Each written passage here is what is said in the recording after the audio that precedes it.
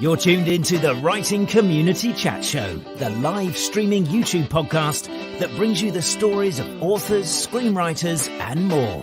Indie or established, this show's for the community, and we invite you to be a part of it. Head to the writingcommunitychatshow.com for more info. The WCCS. Together as one, we get it done.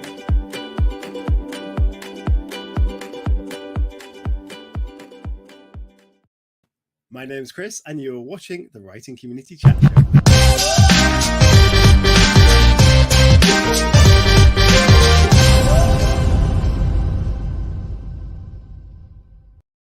Hello and welcome to this week's Writing Community Chat Show. It's another fantastic week to be here, and again, it fills me with happiness doing this show because I get to speak to so many amazing people. And tonight we've got a guest on who has been here before. Not as a guest directly like this, but he has been abused by a magician on the show before when Pete Heat celebrated our 2 years of the show. And he's been on a panel show, and he actually contributed to the top 10 writing tips video from the writing community that, in fact, we put out before. If you haven't checked that out, by the way, that is the pinned video on my YouTube channel.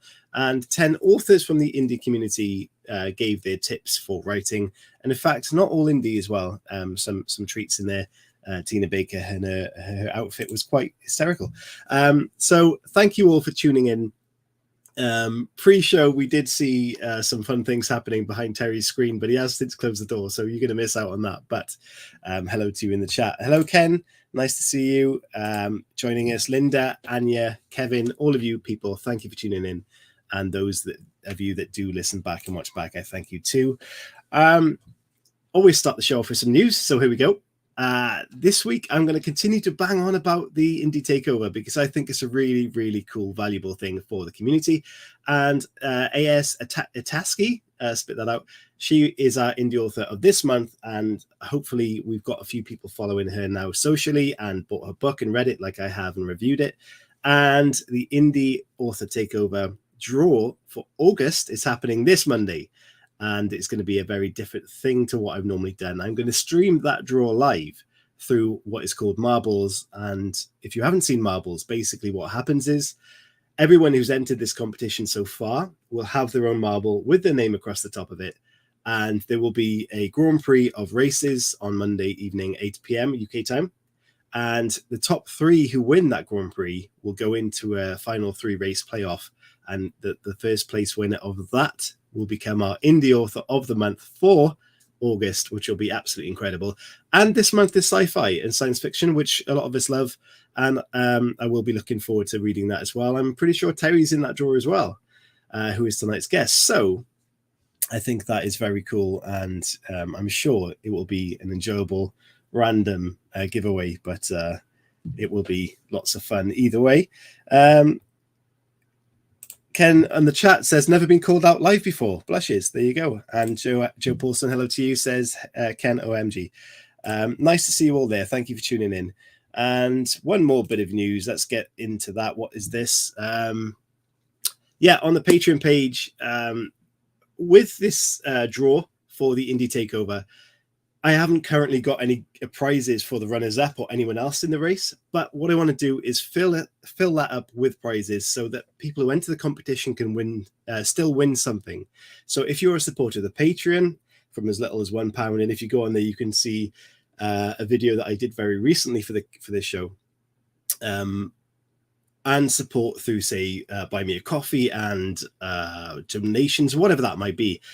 If I can get support in that way, then I can start putting prizes into that for the people that tune in that don't get to be the author of the month, which I think is really cool.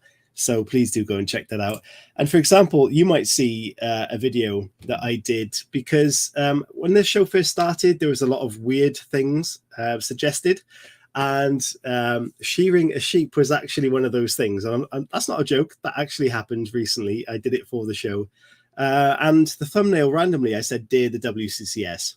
I'm not suggesting this should be a thing, but who knows? If you put a suggestion up for me to do something silly, within reason, of course, potentially crazy, just let me know. Drop us a tweet, an email, whatever that might be. Dear the WCS or myself, basically, could become something quite fun and terrifying. So I'm going to play this 15-second clip to prove what I did for you guys. And the whole video is on Patreon. You can watch it from as little as £1 a month to support that the show. And here you go.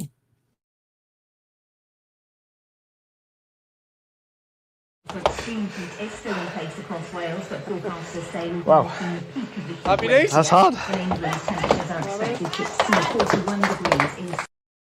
So there you have it, guys. I sheared a sheep for the show.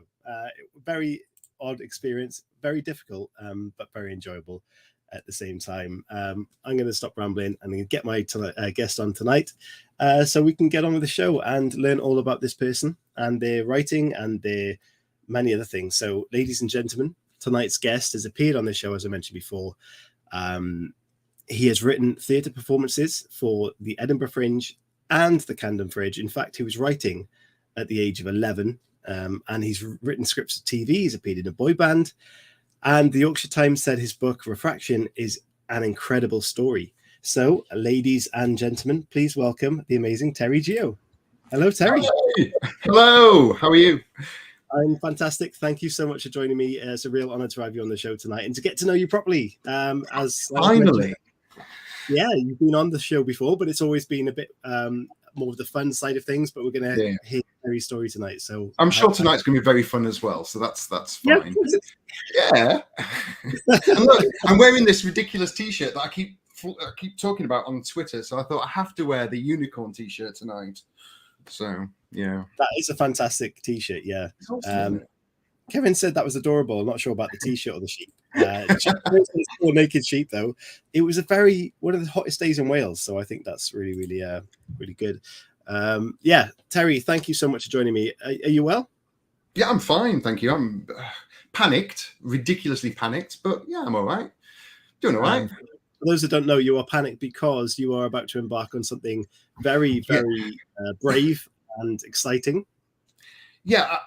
So next week I will be performing my own show at the Edinburgh Fringe. I've never even been to the Fringe before, and now I've written my own 1-hour show, which I'm performing all on my own, and it's a 1-hour monologue. And it seemed like a really great idea in January, and now I'm thinking, what am I doing? It's in 6 days. But it's a fantastic show because I wrote it, so of course it is. Terry, honestly, I feel the pain of. I've been there when I signed up to something like the walk I'm doing this October. Yeah, it'll be fine. It'll be brilliant. And then you get closer and closer and more. How many miles is it you're walking again? 100 kilometers. So it's about 70 odd miles. Just 70 odd miles. Yeah, it's walking. But I know what you're saying. It's one of those things where you kind of take it on and you're like, I'm going to do this, and then the closer it gets, the more you kind of panic. I mean, how are you feeling? Like, are you confident in this, or are you kind of going? Okay, so the show I'm really confident in. What I'm nervous about is I haven't been on stage for 16 years. The last time I was on stage, I took all my clothes off in front of 3,000 people. I was in Full Monty the Musical. So yeah, I haven't been on stage since 2006. I've done some acting since then, but no, I've not done anything live. I kind of felt like I'd retired. I'd done what I wanted to do in acting, and I was concentrated on my writing and my directing. So rewind right to the beginning, because I can tell a story for hours and we don't have hours. So I started writing at a very young age. As soon as I put pen to paper, I was writing. And when I was 11, I wrote, my English teacher said, write a page on any story. And at the time, I was fascinated by The Return to Oz. That was my favorite film at the time. And I wrote a story called The Final Journey to Oz, which was 11 pages in my English exercise book. My teacher loved it so much, she said, you should make this into a play.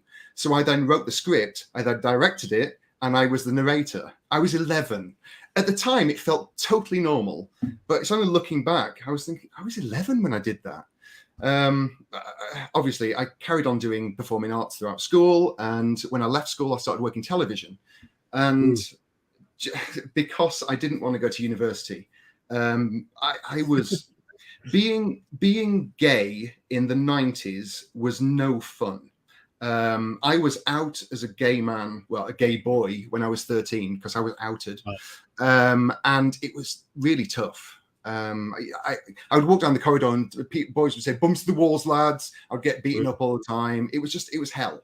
So I didn't want to continue the schooling with the same people I'd been in school with going to college. And this job opportunity came around to work as a runner in television. So I started working TV and I became the youngest ever director at 17, just doing a little show for Yorkshire TV. Then I got into acting professionally when I was 25, 26. And toured the country and the UAE with theatre and education. So I've always loved doing it. But then in later years, I got into writing and, I've released 2 books. I wrote a musical and, I was fine with that. And then COVID happened. And I thought, I don't want to, because I kind of want to go back into acting, but I always thought I can do that some later date. And then COVID happened and I thought there might not be a later date. So I haven't told many people this, and now I'm telling you and everybody in the world.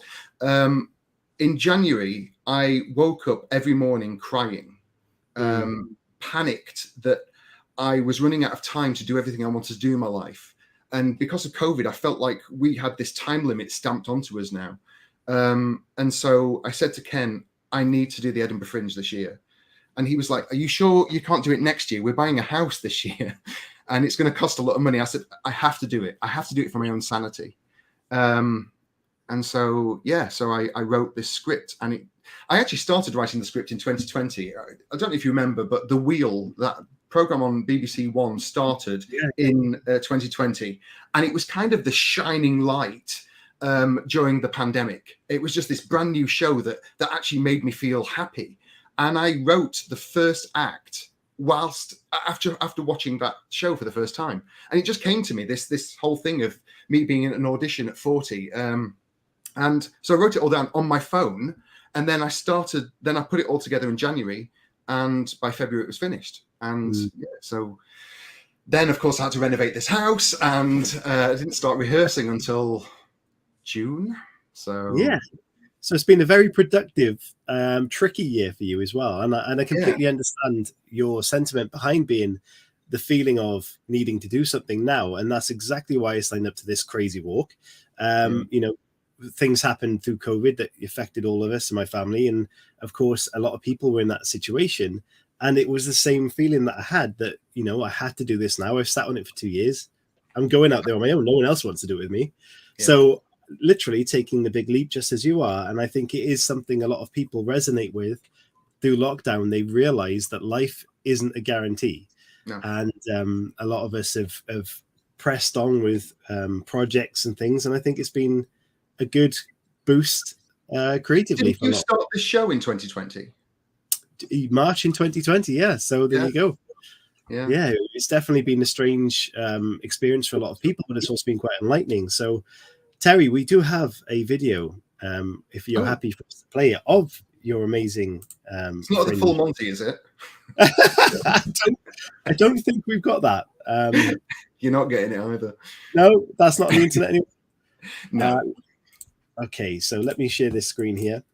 So, guys, this is the video, Terry's advert for Blink. Or Don't Blink. No. It's called Blink and You'll Miss It. Of course it is. So here you go, guys. Tune into this and have a listen. I remember the first time we met. That face. I didn't know it then, but this was the man I was going to marry. Life. It's pretty amazing. Blink and you'll miss it.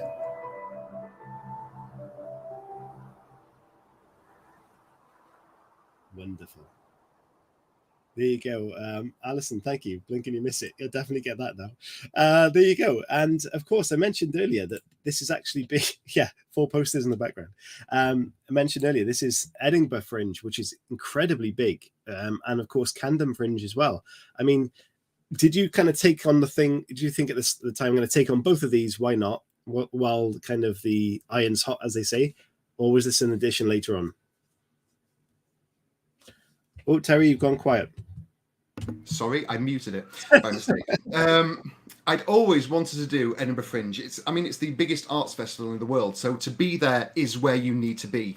But I always wanted to wait until I was confident in my own abilities to be able to write and perform for the Edinburgh Fringe.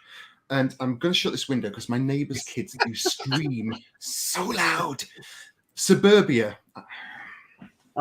This show has had many interruptions.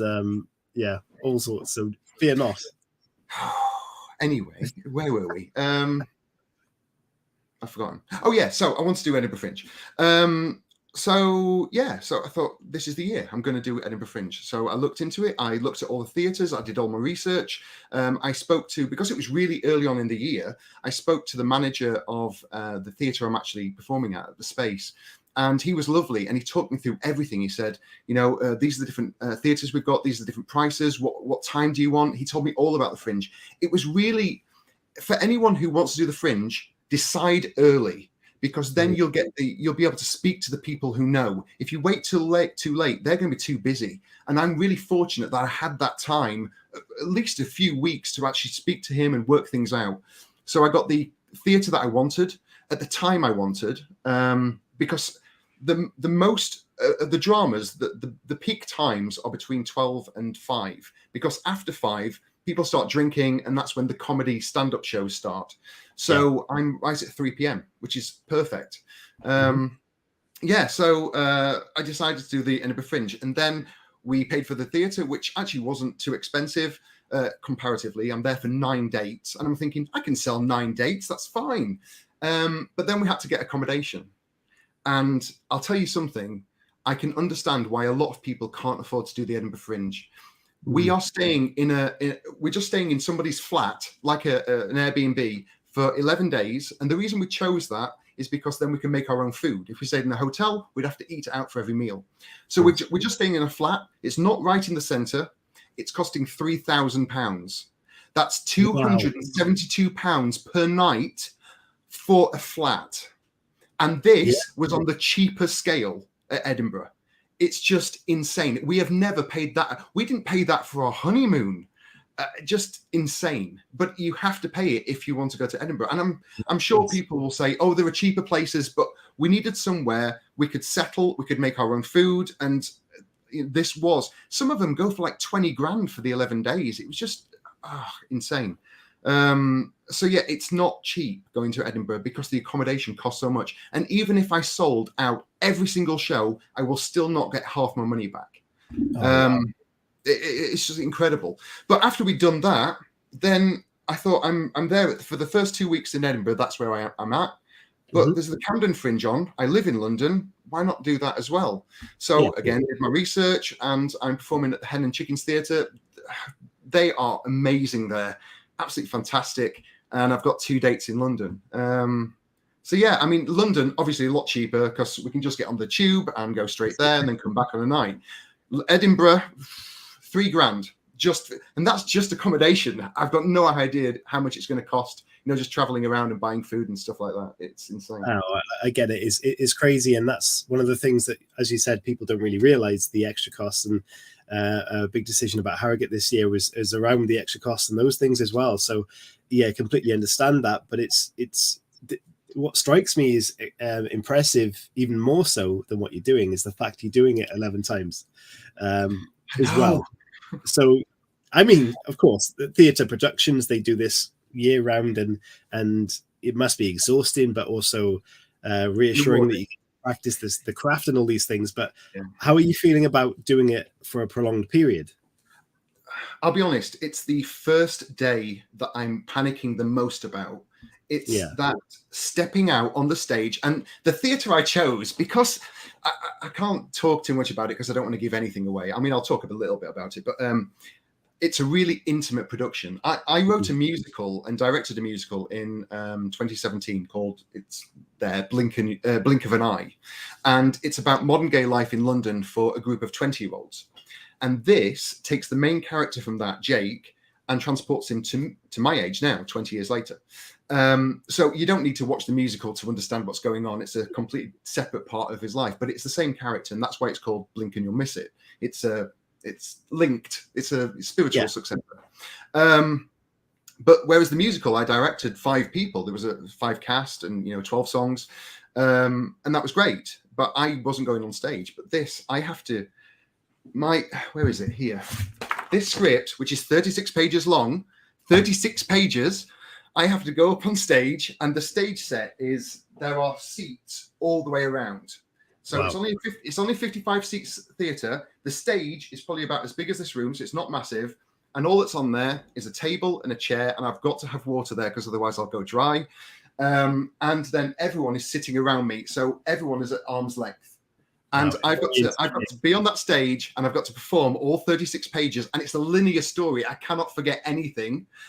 And that is what I'm stressed about that first day. But I know once I've done it, I'll be absolutely fine. Oh, I think you. Yeah, I agree. I think you'll. A few words in, I think you'll settle straight into it, and the memory will kick in, and the story in and out, and you'll just be off it goes. Yeah, the only sticking point I've got, there's one particular page 28, and I always mess up on page 28. Don't know what it is. Every single day I am just churning this out constantly. I've recorded it, I'm listening to it on a night, and yet I still get stuck on one certain word. And because it throws me, I then stop and I go, and I can't do that on stage. Everyone's going to look at me as if, oh, he's forgotten his lines. So I really need to get that. I've got what? I'm on stage on next Friday, so I've got to get it. I think you should really appreciate the fact, though, that there are people year in, year out that go to this Fringe festival and they do forget their lines, and it's not an unknown thing. It's not a bad thing. I know, but for me, it has to be perfect. It has to be perfect. This is my return to stage after 16 years. It's got to be amazing. And even though I wrote a musical and I've written 2 books and I've written loads of things in the past, TV scripts, this is my best work. Wow. There are a few people in the Writing Community Chat Show fan group that have read it because I asked them to give me their feedback. And the feedback I got was, Terry, it's brilliant. And this is from people, including Anna, I don't know if she's watching, who is a stickler. She will tell you exactly the truth. You will get the blunt response from Anna. And yet she said, Terry, it's brilliant. And so, yeah, that was really good to hear. Yeah, I think you nailed it on the head there. I think Anna does give you that truth. So that is great to have. Why play it safe and send it to people we're going to agree with you? So amazing. Well done, Terry. Well done. I think it's fantastic. I am also going to see my very first theatre play ever this weekend. You've never seen a theatre play? No. Right. Sorry, that's the end. Goodbye. Okay. What? Who hasn't seen a play? Me. What kind of a heathen are you? I mean, I know you were in the army, but come on, Chris. Yeah. Well, so I'm going to see The Lion King on Saturday, which is obviously... Okay, that's not a play. It's a musical. It's a theatre production, right? It's a musical, but it's not a play. It's a musical. Yeah, okay, so it's very different, but it's also fantastic. You're going to love it. It's really brilliant. Yeah, starting at the top there. So Yeah, exactly. So I am looking forward to that, and I know that you've put your heart and soul into this. But what I want to ask you is, of all the writing things you've done, writing novels, novellas, and plays, and TV scripts, and all these sorts of things, I mean, what did you find the most enjoyable, but perhaps also the most difficult? I mean, currently the play is the most difficult thing, only from a learning standpoint. But the writing was actually, I wouldn't say easy, because it wasn't, because me being me, I waffle, even in my writing, and I have to edit a lot. And sorry, quick digression. I am also panicking about burping on stage. I get, it's been my major worry. I have to drink a lot because I get dry mouth when I'm nervous. Everybody does. If you've ever watched like X Factor or something, and somebody comes on and they sound really gravelly and they're clacking, it's because their mouth is dried up. So on stage, I will have some water, but I'm so worried about drinking and then burping. Like just then, I just burped and thought, oh, I can't do that on stage. Anyway, sorry, digression. So the play is really difficult to learn from a standpoint because I'm the one performing it. but the writing flowed really relatively easily. I've cut it down by half because it's a 55-minute play and it was running at about an hour and 45. So it's now 55 minutes. But I think the hardest thing I've ever written in my entire life was Refraction, my sci-fi book, which is the one that's been entered into the Marble raffle, actually. And it's because I'd gone from writing TV scripts and a musical, and what people don't realize is, it must be so difficult writing TV scripts. No, it's not. Oh, it must be so difficult writing a screenplay. No, it's not. And people who tell you it is are lying. It's really easy. If you can write a script, because on a script, you can. I mean, I've got Final Draft, which makes writing so much easier because it does all the formatting for you as you go along. Say one of your characters is called Andrew, you then press the letter A and it'll automatically fill Andrew and you just carry on typing. It's so intuitive. It's brilliant. Fantastic piece of software for anyone who wants to write scripts. But the reason I say it's easier is because no one is checking your actual written words. So on the script, the actor can change a word and cross it out in pencil, or if you've misspelled something or the grammar's wrong, it can easily be changed. No one's ever going to know. The actor will perform it the way it's meant to be performed. But in a book, I've got it all here. In a book, you can't hide. Everything has to be absolutely perfect. You've got to get your grammar right, your punctuation, your spelling. Everything has to be perfect because, as every author will tell you, everyone will know and everyone will comment on it. And if you release a book that's not been edited properly, or it's got bad grammar or spelling mistakes, you will know about it in every single bloody review. Or if there's too many commas, Joe, because she's commented on I put too many commas in my writing. And that's because, and I'll tell you why I put too many commas in, because in a script, I put a comma every time the character breathes, so the actor knows when to breathe. So when I wrote a book, I did exactly the same, but you can't do that in writing. So there were too many commas in my writing. I apologize. Not too many. But yeah, so for me, Refraction was the hardest thing to write, because not only my first novel has 4 main characters. It's not first person, it's third person. I have 4 main bloody characters, all with their own backstories. It was so complicated, and yet it was the only way my brain could sort out the entire story. It's fantastic. Chris, bloody read my book. You bought it 2 years ago. Read it. It's the best book you'll read by me. The biggest TBR growing you will, I can tell you that. So for me, writing a novel is far harder than writing a script. Yeah. That makes sense. Kevin says ginger and water is good for the throat, soothing, and works well against dry mouth. Why didn't I think of that, Kevin? Well, yeah, you're right, because I love drinking Twining's ginger tea, and you're right, it does. Thank you for that. Yeah, and he says also even the Queen burps. Oh no, that's his Ken. Sorry, That's sure the kids. Yeah, he's used the picture of me and him kissing in Barcelona. Barcelona. Yes, Barcelona. That's how you pronounce it. Oh, okay. Okay. You're Welsh. You know nothing. No, very uncultured. Okay, so what we're going to do, we're going to move on to part 2 of the show. We're going to learn about your book series, I guess, and we're going to get some questions on that. So part 2 of the show, as you move swiftly into part 1 without the video, we're going to play part 2's video now, okay, Terry? Cool. Just get in there.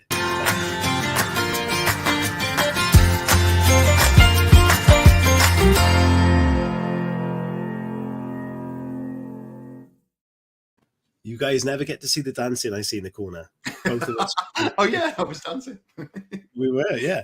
Okay, Terry, let's talk about your book and your series. More importantly, the cracked Refraction. Get it out there, Chris. Refraction. Oh, my goodness. And Refraction is a series, but this is a prequel that came out after the first book. And again, we do have the video of that. So once you've given a bit of an explanation, we can play that, which I think is a very cool video to see. Awesome. So Terry, do you want to let everybody know what the cracked Reflection is all about, please? So to know what the cracked Reflection is about, you need to know about Refraction. Now, Refraction is about present day and talks about lots of different characters, but there's one character in there that's mentioned, but you never understand her backstory. And after I'd published it, I really wanted to tell Maria's story. And so, look, I've still got props. This is why I released the cracked Reflection. So The Cracked Reflection is the novella of Maria's story, and it's set 30 years before Refraction, and is very different. It's not science fiction, but everything that happens leads into what comes afterwards in Refraction. It's a suspense thriller, which you would never usually put together with a science fiction, but it works thematically once you read both together. You can read Refraction without The Cracked Reflection, but you can't read The Cracked Reflection without reading Refraction. So. Amazing. Yes, I did see a review that said it was also petrifying is the word they use, which I think is fantastic way to describe I mean, I didn't think it was that scary, but my next door neighbor, Eileen, amazing. When I moved in, she said, "Oh, I don't really read books, but I'll read yours." So I gave her a copy of The Cracked Reflection. She was crying, saying, she said, "I was so moved by it. It was." She was standing in the shower one day, and she thought she saw Mr. Piggy, who's a character in the book, in the reflection of the mirror. I'm like, what? In The Cracked Reflection? I know. And it's like, you write these books, and because most of the people who read my books are in America, so I just get a quick 240 character tweet about what it is or a review. But to actually have that human interaction where my neighbor's telling me she was in tears thinking she saw I'm like, wow, you don't expect that kind of response from people. It's amazing. That is very cool. One of the messages that's come in, Ken said, ask him to say don't you? Yes, I do, yeah. Eat chorizo, please, Terry. Eat chorizo? Oh, he's making me say chorizo. He's such a bitch. Alice, Joe Paulson says also, I want chorizo. Alison said, I want chorizo. And what about, there was another one, Chardonnay.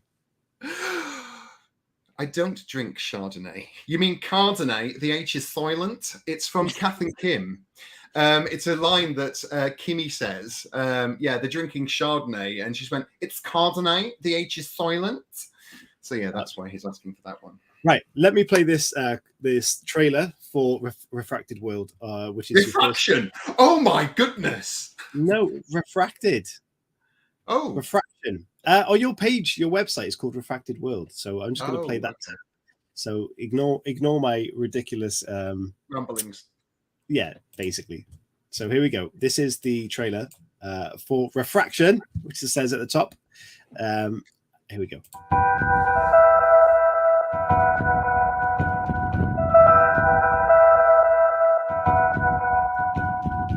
Most stories start at the beginning. This one begins at the end. At least for Maria.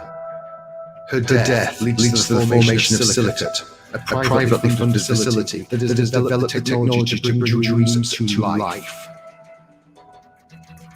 Hidden deep beneath the streets of central London, a sprawling museum houses thousands of corporeal dreams. Animated, gaming, and historical characters are joined by movie stars, monsters, and dinosaurs. Dream apparitions who can move, talk, and be touched. Their existence will change the world as we know it, but some are using technology to further their own agenda, with deadly consequences. Set in present-day London, join a cast of relatable characters on an impossible journey as they battle to save themselves and the future of the human race. Meet familiar faces in an unfamiliar setting and allow yourself to dream. Refraction, now available on Kindle and paperback. The world you know is only half the story. There you go. Guys, that is fantastic. Terry. Very dramatic, isn't it? It is. Very familiar. Start it again. Yeah. Very familiar narrator on that trailer. Yeah, I had to deepen my voice and turn it down in Audacity to make me sound even deeper, because there was a trailer before that that I did, which was it was very light and fluffy, and that's, I liked it, but everyone went, it doesn't really match the book, so I went, yeah, okay, I'm going to do it really deep. So that's why it's there. But the cover's changed now, by the way. So the cover's now this one with a dinosaur on the front. So yeah. Ken says most stories start at the beginning. This one begins at the end. Although that's the back blurb has changed. I need to redo the trailer, but the problem is no one seems to watch book trailers, or at least they don't watch mine. I think it's only had like 150 hits, and it took me about 25 hours to make it. So I thought, I'm not bothering doing another one. They're very interesting book trailers because I get them, but I don't know if they're very much appreciated in the book world, like you just mentioned. So it's one of those things that personally having one is like, oh, it's cool, I've got a book trailer. But people that watch book trailers probably want to see a film. I don't know if that's like me saying the visual. That's how I feel as well. Yeah. Alison says, be Batman when you narrate. Batman. That was a great impression. There you go. So let's ask some questions about your book then, because I've actually put some questions in here, but we haven't used any of them so far. So one of the reviews then. Okay, a short, gripping, and somewhat unsettling tale, perfect for a weekend read.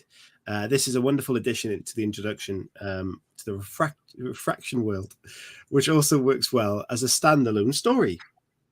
So my question at the back of that is, A, that's a great review, but also when you say read that somewhat unsettling tale, does that make you think kind of, ooh, this is kind of maybe an odd comment, or is that like, yeah, I like that as a comment? No, it's meant to be. I mean, the whole point, I don't call it a prequel, I call it an introduction to Refraction. It's slapped all over the cover. It's meant to ease people into Refraction. And the reason, I want to tell Maria's story, but the reason I actually wrote it was because people, every time I say that I'm a sci-fi writer, people went, I don't like sci-fi. No, I don't like sci-fi. And it, excuse me for swearing, it pisses me off. Science fiction, in my opinion, is the greatest genre because you can do anything you want. And science fiction isn't just spaceships from Star Trek or gunfights in space or things set 1,000 years in the future. Refraction is set in London present day, and it's about dreams. And so when people say they don't like sci-fi, they are thinking usually of a specific thing, usually in space battles or space opera. But that's not all science fiction is. And so the cracked reflection leads into Refraction without it being science fiction at all. Basically saying that science fiction is also alternate. It can be alternate reality. You think of Black Mirror.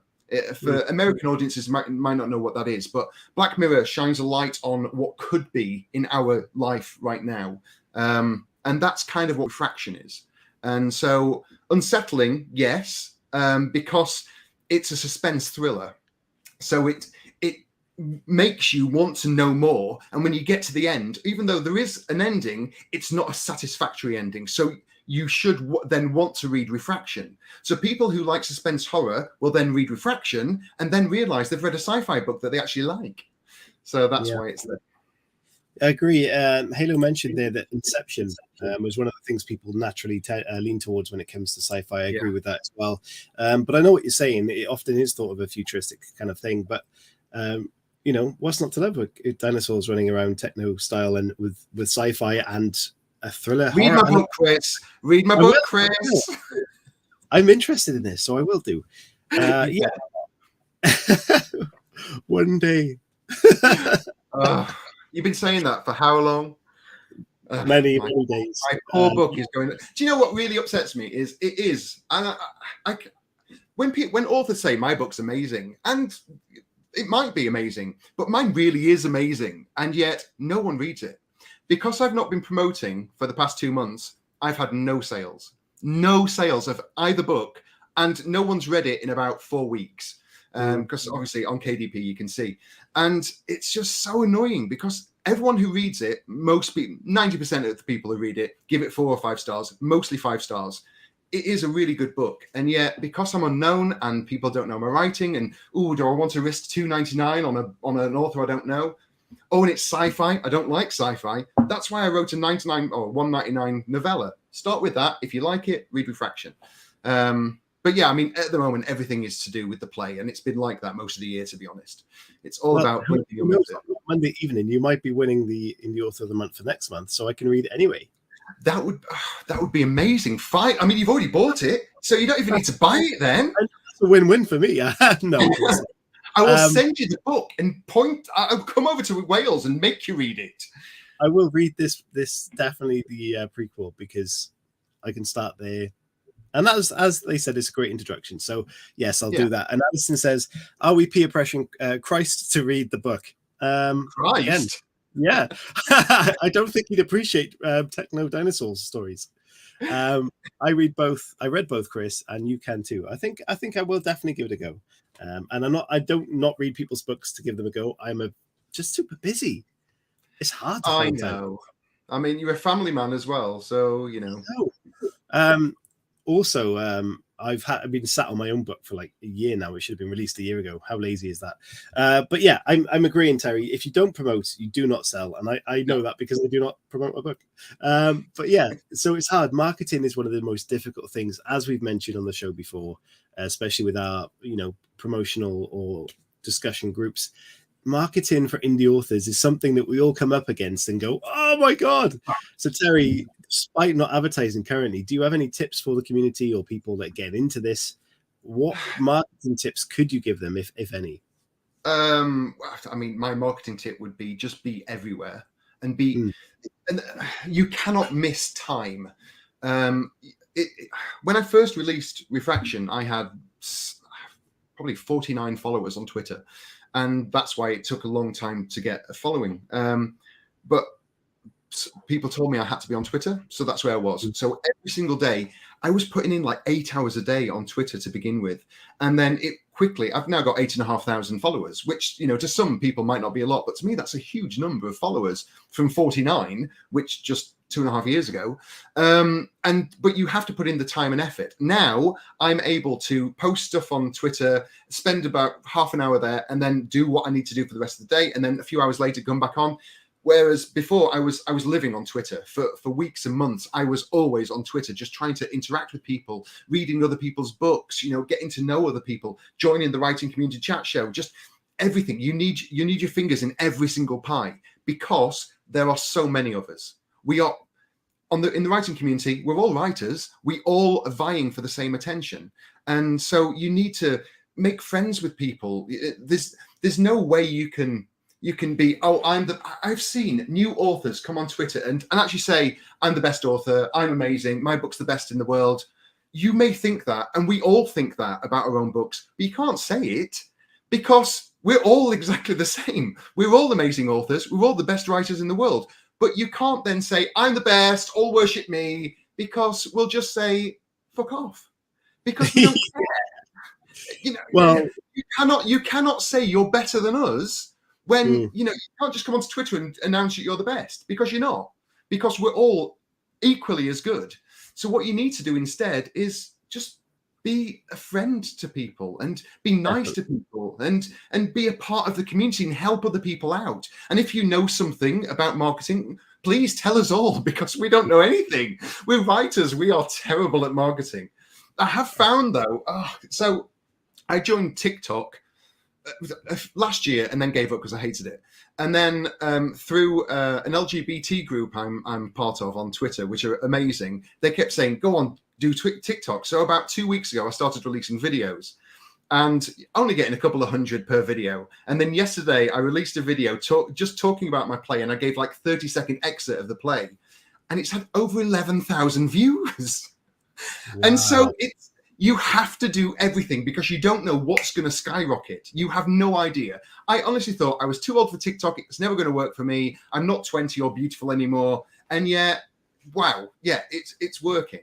So yeah, just do everything. Put as much time as you can, not just for yourself, but other people as well, because that's why we're a community. I agree. And I think we've highlighted on the show before that people are much likely to buy into you and your book if they know who you are and your personality comes across to them. And here's a tip for you. If you're going to submit a book to the show, which on the other day I had one, right? For this Indie Author Takeover competition, Terry, you followed the rules. You posted your link. You tagged 2 people. You engaged. It was fantastic. That's what we wanted. Someone sent me a picture of their book and their link and said, "Read this," in response to the competition.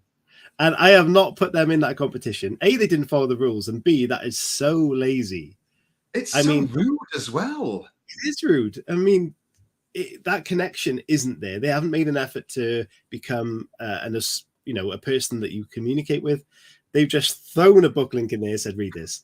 That's not good for anybody, guys. It's not going to get you a sale.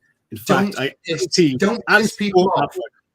Yeah, don't piss people off in the writing community, because we are a family here, and everyone says how Twitter is a horrible place of hate. We don't get that in the writing community. I feel happy when I'm on there and I'm chatting to people. I don't get endless streams of hate because we don't give out endless streams of hate. Love brings back love. That's Absolutely. What you need to do. I have never, in the couple of years that the show's been going and created the show's accounts, ever had any negative experiences with anybody. And because I joined this specifically in the writing community and built it within that community, that's all I engage with. So if you are finding negative things on your Twitter account, unfollow a lot of people and start following what you're into. You will find what you're into and like-minded people. And that's it. Simple as that. What I really hate are the amount of new accounts that say, "Hi, I'm looking for book recommendations," because they want followers. Because as indie authors, we all put our links on these. Anybody that says, writers lift, we'll put our books there. They get tons of followers, and it's the ones that don't reply or retweet any of them. They don't care about us. They just want to get more followers, and that really annoys me. So if you see somebody that's only got like a couple of hundred followers and they're asking for this and they're not replying to anybody's post, don't put your book on there. Absolutely, guys. Just put the effort in. Socially, be a personality, and that'll get you much further. Okay, we're going to jump into part 3 of the show. Great. Yeah, 15 minutes to go, guys. It's flying by.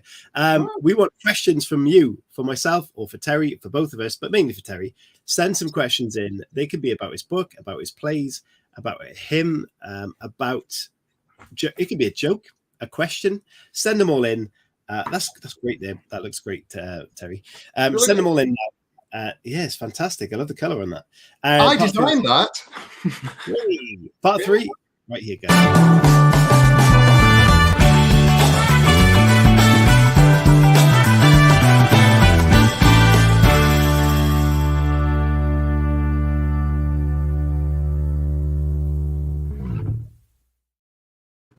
So, Terry, classic WCCS questions coming in whilst the audience put some questions together for you. Let's start here. What was the last book or film you read or watched? The last book I read was Mario's Tilting Towards the Sun. It's not out yet. He asked me to preview it for him. And wow, blown away by that one.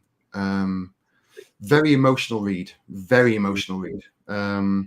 Last film I watched, Jurassic World. The last one, Domination, which Ken came out going, "Oh, it was so cheesy." I loved it. It actually ties in the series. Yes, it's cheesy. Yes, it's predictable, but it ties in the series so well. I loved it. Yeah, sometimes entertainment, cheesy or not, is good in that sense. One of our previous guests was supposed to be on that film, and I'm not sure if he is. I assume he is.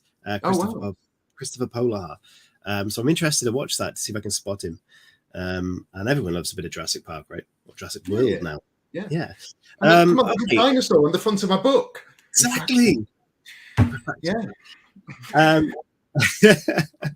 Terry, if you could take only one book to a desert island and read that one book forever and ever and ever, what one book are you taking with you?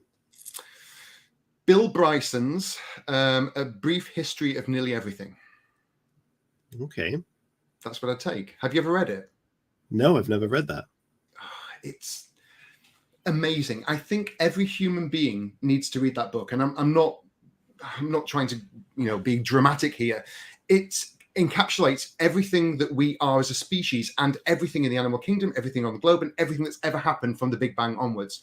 And but it writes it in such a way that everything's understandable. This is not Stephen Hawking's writing this. This is a writer who did a book about Shakespeare and travel guides. It's just written in such a really easy way, and it's so intriguing. And I've read it twice, and I've listened to the audiobook, and yet I can still read it. And because your brain doesn't process everything, because things are moving so quickly, like cells, and then moving on to animal kingdom, and then trees, and it's just fantastic. I could read that forever.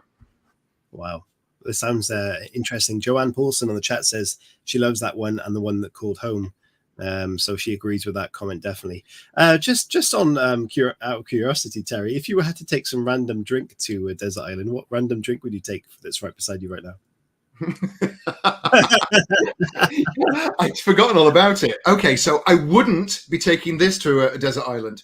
So I watch a lot of Netflix and stuff, and I've seen recently that people keep ordering this, which is kombucha, or however you pronounce it.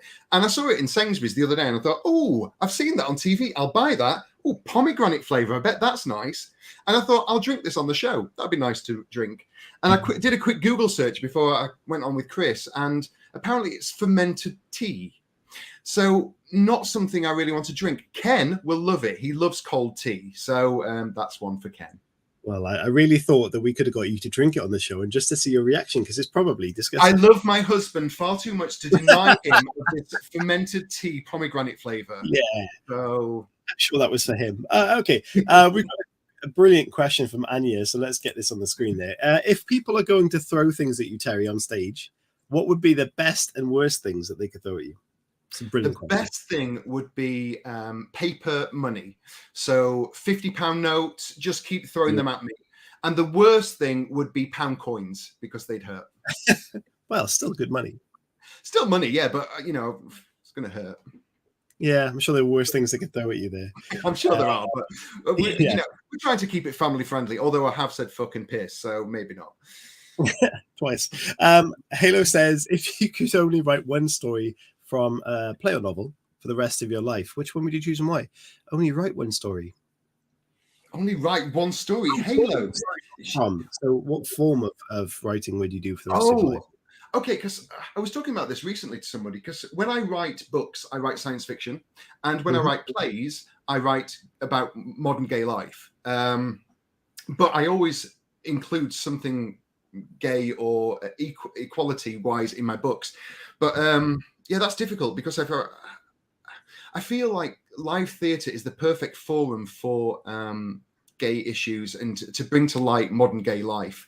I mean, Blink and You'll Miss It is very funny and also incredibly emotional, and it touches on things that I have noticed people talk about in Twitter over the past year. Like I've seen people say, why do people need to come out publicly anymore? There's no need for it. It's just grandstanding or whatever. And the reason people need to come out publicly is because most of the world is still homophobic. There are still 11 countries in the world that have the death penalty for gay people. But we in the West, we don't see that, and we don't understand that. And so that's why I talk about things in live theatre, because, I want to get my point across. But in books, I love writing science fiction. So I would probably, if I could only choose one, I would choose science fiction, but I would do science fiction for the stage, but make it about modern gay life. There you go. Good question and good answer. Let's have a little look at the WCCS questions. Pineapple on pizza, Terry. Pineapple. Oh, pineapple on pizza. I thought you said pie. I thought you said pie and apple. I was like, what? Pineapple on pizza. Pineapple on pizza. Yes. What is wrong with you people? Of course, pineapple on pizza. It's really nice, and you get that tangy, juicy when you bite into it, especially with the salty ham. It's perfect. Stop it with the pineapple hate. Yeah, stop hating on pineapple. Joanne Paulson, thank you for your question. If you could take over any stage in the world, which would it be? Were you looking at things like West End here or Broadway? I mean, if it was the West End, I'd want to do it at the Palace Theatre. The Palace Theatre, for all you American and Canadians that don't know, the Palace Theatre is where Les Miserables first started in London. And it's a beautiful, grand theatre on the edge of Soho, and it has a revolving stage. And for me, it's just the perfect theatre. Les Mis has now moved to the Queen's Theatre, which is still a nice theatre, but the Palace is amazing. If I could take over any stage, it would be the Palace. Fantastic. That's a great answer. And a great question. Thank you. Thanks, Jim. Terry, if you had to sing karaoke at the end of the night in a bar, what karaoke would you be singing? And I'm assuming, do you sing? Because you've got a piano behind you. I wrote a musical, you know. Well, yes. Yes, I can sing. And my go-to song is Through the Barricades by Spandau Ballet, which is an 80s song. And so a little bit more modern, I also sing Feel by Robbie Williams, which is, they're my two go-to. And for Ken, I would sing Hazard by Richard Marx, because that's the first song I sang to him on karaoke. And so it has like a lovely moment between us. Brilliant. Okay, so before we kind of get into the last couple of questions, wrap things up, I kind of missed out this section when we're talking about your books. I mean, what is the next step for you in terms of writing? Obviously, once you finished all your performances and you've settled down from that buzz, what's next on the books for Terry? I'm halfway through a book. So I started writing a book in 2021, but then, of course, the play took over everything, and then buying the house and renovating the house. So the book's still sitting there, and Anna keeps having a go at me, actually, saying, you've got to finish the book. And so, so once the play's finished, my hope is that, because, I mean, I've already explained that we've spent a lot of money on doing the play, and it's not just to get my face in Edinburgh Fringe. It's to hopefully catapult this into a tour next year. But obviously, it needs to be successful and people need to come and see it. So please, it's £10 a ticket. Come and see my show. But yeah, so in between that, I want to finish my book and release my book next year as well. And it's not to do with Refraction. So yeah. Ooh. Interesting. It's sci-fi though, of course it is. But yeah. So if you go touring, make sure you stop at Wales and I can come and see it then. Yeah. Linda says, this is a great question. If you could transform any sci-fi movie into a musical, what would you choose? Ooh, any sci-fi movie. I think Star Wars has done that, hasn't it? No, you're thinking of there's they've got a musical thing which is like a really camp disco song. And Star Wars isn't actually sci-fi, it's science fiction fantasy. So get it right, Chris. Come on. I get things all the time. You should expect this from me by now. Science fiction. What about June? June would make let's do June. That would be a good musical. Fantastic. Guys, if you've got any more questions, send them in now, because we're going to wrap this right up. Terry, bringing it back to reality just a little bit. If you could look back on your career down the line and be satisfied with success on your part and look back and see that as success, what would that look like for you? I don't care about fame anymore. I've had fame in my past, and I don't really want that anymore. I talk about that in my play. I just want recognition and success in what I do. I believe I'm very good at what I do. I just need recognition for that. So if I could get to, I write and I perform because I love entertaining. That's all I want to do. I don't care about the money. I've never cared about the money. I just want to entertain people. And so if I can get to a stage where people know my name, not as a famous person, but know my books, know my writing and enjoy them, then I would feel I'm accomplished. That's all I want. I just want people to go, oh, Refraction, oh, it's an amazing book. And then, you just see all these reviews. They don't care who wrote it. They just like the content. That's what I want. Amazing. It's a brilliant thing to want to strive for and achieve. And, it really kind of justifies all your efforts as well. And I'm sure, Terry, you will get there. I'm sure you will. And I honestly wish you all the best with that tour and not only your tour, but of course your plays leading up to that. It's a mini tour. I mean, it's Edinburgh and London. Yeah. So, yeah. It is. Alison says, I want to see an Ender's Game musical. The movie was garbage, so let's throw music in the book. And also, the writer's homophobic, so I don't want Ender's Game anywhere near anything. So yeah. Halo says, but the Borg, the musical. The Borg, the musical. Be a bit stagnant though, wouldn't it? Linda's got Blade Runner would be great. Yeah, I can see that. Yeah, I thought that would be a bit slow as well, though. Yeah, I didn't like the film. Don't kill me. I didn't like Blade Runner. The newer one, 2049. I haven't seen the new one because I hated the first one, the original. I just find it boring. I know it's a classic, but it's not for me. If you want a good cyberpunk, read Anna Mokakat. I can't pronounce her surname. Sorry, Anna. How do you pronounce her surname? Mosey Cat.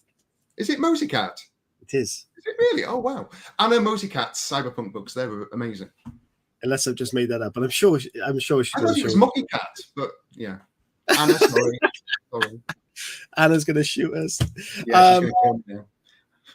Yeah, okay. So Halo says, just to finish off, buy Terry's book and watch Terry's show. He's incredible. Thank you, Halo. I couldn't say it best myself. Go buy Terry's book. Just come and see my play. I'm on stage a week tomorrow. I'm on stage at the Edinburgh Fringe at 3 p.m. at the Symposium Hall Annex. It's £10 a ticket. Come along and see me. There's only 55 seats in the theatre. Come and see it. It's brilliant. And if you don't enjoy it, don't tell me. And it'll be a very intimate gig, guys. You can be up close and personal. Take your £50 notes and throw it in as well. And I'm sure you'll have a great time. The links to his website, to his books, and all those good things, including where you can find his ticket, of course, through his website, will be in the description of this video and podcast. So please click on it before next Friday. Get out there into Edinburgh, a place I can't wait to go one day. And go and check him out. And I'm sure the tour will be around once that successful show has been on the road. Terry, thank you so much for joining me. It's been an absolute pleasure. Thanks, and you enjoyed yourself. Guys, those of you watching right now, thank you for tuning in. Thank you for getting involved in the comments. Of course, tune in Monday evening, 8 o'clock UK time, for the Marble stream of Chaos. Terry could end up winning that. And if that happens, I can read his book anyway. Read it anyway, Chris. Yeah. Okay, guys, tune in and take it easy. But please, by all means, enjoy yourselves, enjoy the weekend, but most of all, stay safe. Guys, thank you very much. We will see you all very soon. Thank you. Bye.